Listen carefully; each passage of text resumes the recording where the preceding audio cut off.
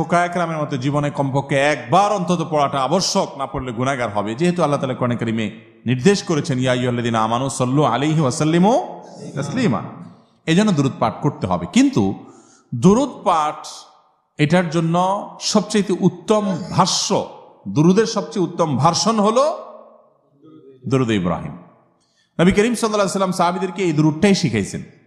কেউ দুরূদ জানতে চাইলে তিনি এটাই তাকে শেখাতেন। একটু পড়তে বেশি সময় লাগে বড়, কিন্তু সওয়াব ওইরকম বেশি। আর সবচেয়ে সংক্ষিপ্ত দুরূদ হলো সাল্লাল্লাহু আলাইহি ওয়াসাল্লাম, এটা হলো সবচাইতে ছোট দুরূদ। এই দুইটা ছাড়া আর বাকি আপনি আপনার যে কোনো ভাষায় নবী করিম সাল্লাল্লাহু আলাইহি ওয়াসাল্লামের জন্য যদি দোয়া করেন, আল্লাহ আপনি আপনার রাসূলের প্রতি শান্তি বর্ষণ করেন, তার প্রতি আপনি অনুগ্রহ নাজিল করেন, তাহলে এটাও দুরূদ হিসাবে গণ্য হবে। তবে উত্তম হলো ওই যে নবী সাল্লাল্লাহু আলাইহি ওয়াসাল্লামের শেখানোটা, অর্থাৎ দুরূদ ইব্রাহিম। এর বাইরে আমাদের সমাজে অনেক রকম দুরূদ আছে, দুরূদে নারিয়া আছে।